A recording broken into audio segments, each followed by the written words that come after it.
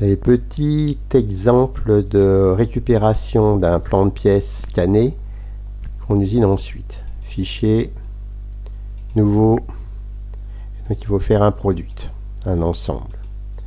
Product. Voilà. Pourquoi? Parce que je vais aller dans un atelier qui s'appelle Sketch Tracer. Dans cet atelier Sketch Tracer, je choisis d'abord la vue, très important. En bas à droite, je choisis une vue, par exemple la vue de dessus. Maintenant, je suis dans la vue de dessus, je peux venir à droite ici et créer une nouvelle esquisse immersive. Il me demande le dessin, j'ai ma nervure ici, je l'ai importé. Maintenant, je cadre mon repère avec le dessin. Moi, ma nervure. Voilà, alors, évidemment, vous pouvez zoomer si vous voulez être plus précis. Hein.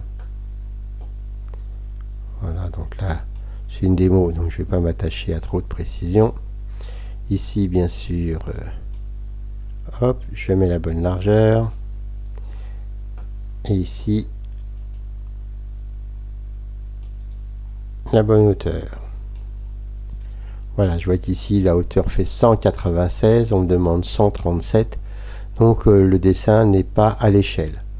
Je ferai donc un changement d'échelle dans Katia. Si je trouve que le dessin environnement m'embête, je peux ici rogner, recadrer. Voilà. Voilà, ça c'est juste pour recadrer, surtout quand on a un très grand dessin. Je fais OK. Voilà. J'ai donc maintenant mon dessin. Pour bien voir quand je vais dessiner tout à l'heure par-dessus, c'est plus simple quand on a mis une bonne transparence. Hein.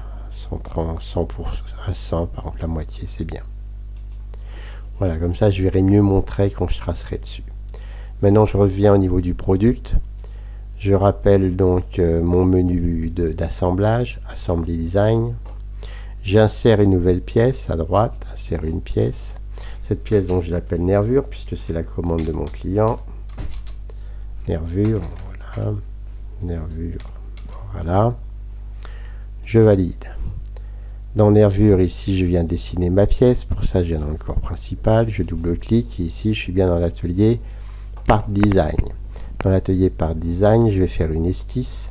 Donc, une esquisse, évidemment, dans le plan où il y a mon dessin au fond. J'ai mon esquisse. Ici, voilà. Donc, j'y vais. J'utilise ici courbe.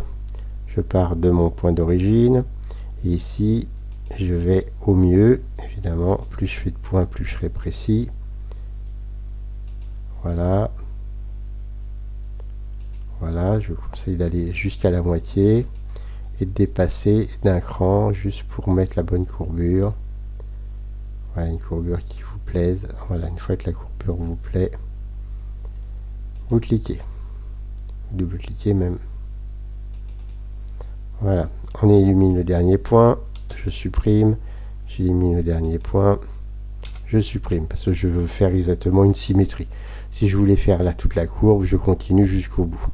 Donc un petit axe de symétrie qui part de ce point-là et bien à l'horizontale.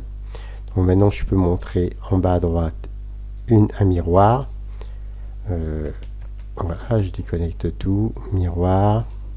Je veux un miroir de ça par rapport à ça. Voilà. Bon, maintenant si je veux, je viens remodifier un petit peu, voilà, mais mon dessin, s'il ne me convient pas. On va supposer qu'il me convienne. Je rajoute une droite pour fermer. Voilà, je peux sortir. Là, ici, je vois que c'est une nervure de 16 mm à jouer. Donc ici, si je sors et que je demande une épaisseur de 16 mm. Voilà. Là, je vois bien mon dessin et ma nervure. Maintenant, ma nervure, elle est ajourée, donc je peux en même temps m'arranger pour qu'elle soit dans 16 mm, ça ne change pas. En revanche, le fait qu'elle soit ajourée, voilà, ça veut dire qu'il faut que je recommence ici, par exemple, avec des polylignes, des contours. Le contour, on va commencer ici. éviter de trouver des points de tangence. Alors quand un point de tangence nous gêne, on appuie sur majuscule. Voilà, maintenant je choisis ici en bas une suite arc-tangent. Voilà, la droite.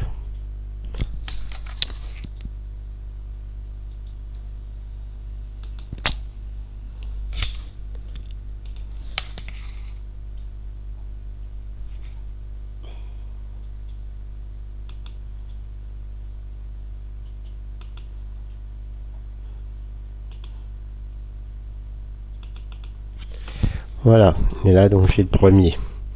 Alors il y a des choses qui sont pas encore bonnes. Ceci.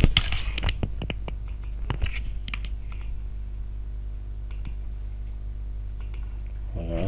Il m'a pas retrouvé non plus la tangence ici.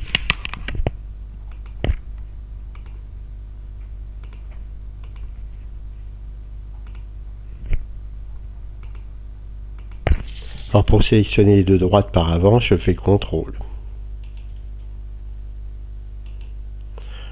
Voilà. Donc maintenant là je peux commencer à ajuster ma figure jusqu'à temps qu'elle me plaise bien. Voilà, j'y arrive pas vraiment. Ça c'est bon, ici c'est plutôt hop, je descends mon point, voilà. Voilà, donc là on va considérer que c'est bon. Ici c'est pareil. Alors soit je le fais comme tout à l'heure par courbe, soit je le fais par contour, donc une suite de droites et de cercles. Donc là par exemple ce serait plus facile de partir sur un contour.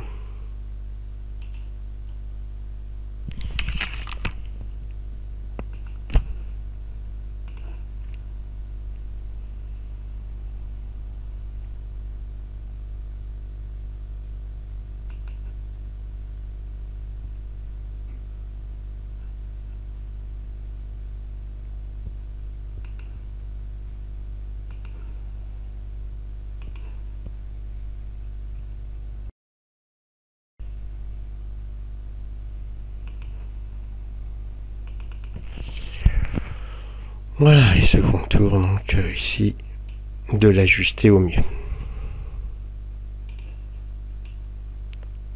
Voilà, donc là évidemment ça va demander plus ou moins de précision. Alors ici par exemple l'arrondi que j'ai pas fait.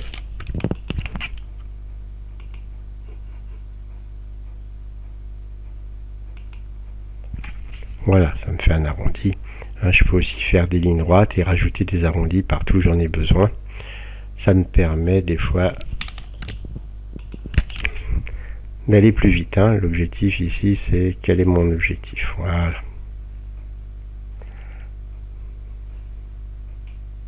De toute façon, ici, voilà, rien n'est vraiment fixé. Donc on voit que là, si je fixe rien et que je bouge dans tous les sens, j'ai intérêt à avoir fait un premier profil qui est tout de même pas mal. Voilà. Je mets à jour. Voilà. J'ai donc ma nervure commandée par le client, en supposant bien sûr que les formes intérieures que j'ai fait de façon approximative sont suffisantes. Voilà. Donc maintenant il ne reste plus qu'un seul souci, le client me dit que c'est du 134,7 et ça l'air d'être important. Donc je retourne ici dans mon esquisse et je regarde quelle est la longueur que j'ai actuellement. Entre ça et ça. Voilà. Et là j'ai du 197, 176. Donc je le note. Voilà. Ok, je sors. Je mets à jour. Et je fais un facteur d'échelle. Le ratio, c'est donc... Voilà, on va le faire grandir à partir d'ici. Donc ici, 196,7 mm divisé par 137,4. Voilà. J'ai bien grandi, j'ai plus besoin de ça. Voilà. Bon, maintenant j'ai cette pièce là, je vais pouvoir l'usiner.